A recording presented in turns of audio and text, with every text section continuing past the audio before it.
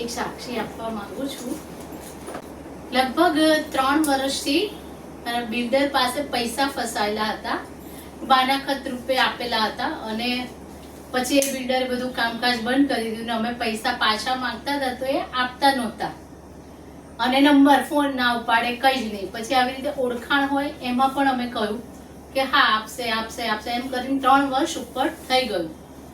પછી હું આ રિટ્રીટમાં ગઈ, ત્યાં બધું પવિત્ર આત્માનું અને આંટીએ જે બધી સમજણ આપી છે એ રીતે હું મારા ઘરે પ્રાર્થના કરું.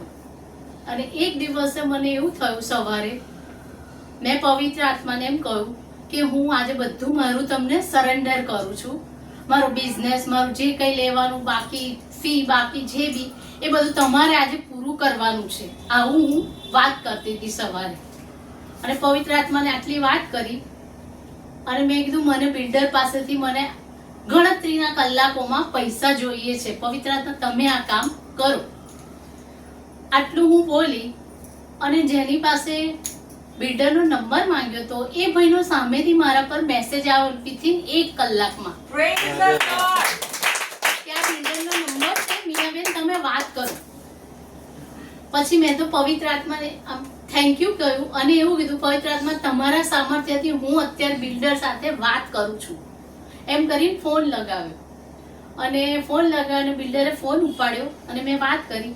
મેં કીધું મારું આવું ઘર છે, આમ છે અને મને મારા પૈસા પાછા જોઈએ છે.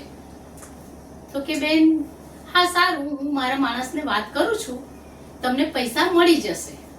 તો મેં કીધું મને તો આજે અથવા કાલે 2 દિવસમાં મને પૈસાની જરૂર છે ને મારે જોઈએ છે. કે સારું, આટલું કઈ ફોન મૂકી દીધું. પછી મેં થેન્ક યુ કહ્યું, પવિત્ર આત્મા ઘૂંટણીએ પડી, થેન્ક યુ એટલું બધું બોલી. પછી મેં કીધું પવિત્ર આત્મા ભલે એમણે 2 દિવસ કહ્યું પણ મને તો આજે ને આજે ચેક જોઈએ છે. અને એ ભાઈને ફરી ફોન કર્યો અને ભાઈએ કીધું સારું તમારા હસબન્ડને મોકલો અને ચેક લઈ જાઓ. હા, એ ભાઈનો સામેથી ફોન આવ્યો? ના, મેં ફરીથી એમને ફોન કર્યો. તમે કર્યો? મેં એમને ફરીથી ફોન કર્યો કે મને આજે ને આજે ચેક જોઈએ છે, મારે પૈસાની જરૂર છે. તો એમણે કીધું સારું માણસ મોકલો, તમારા હસબન્ડને કે કોઈને મોકલો, હું આપી દઉં છું. અને એમને મને મારા હસબન્ડને કહ્યું મેં કે તમે જાઓ અને ચેક લઈને આવો. અને પવિત્ર આત્મા પ્રભુ ઈસુ મેં થેન્ક યુ કર્યું અને મારા હસબન્ડ ત્યાં ગયા ને એમણે 1 કલાકમાં અમને એ પૈસા ચેક આપી દીધો અને એવું કહ્યું કે લો આ ભરાવી દો ને તમારા પૈસા તમારા ખાતામાં જમા થઈ જશે. પવિત્ર આત્માએ મને 2 કલાકમાં મારા 3 વર્ષથી છુપાયેલા પૈસા, જે માણસ આપતો નતો, જવાબ નતો આપતો, ફોન નતો ઉપાડતો, 1 કલાકમાં મને ચેક મારા ઘરે આવી ગયો. Praise the lord.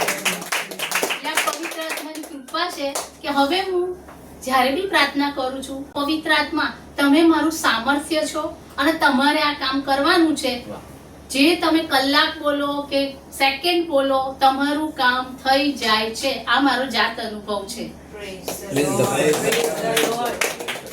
ધન્યવાદ પ્રભુ, ધન્યવાદ. Thank you.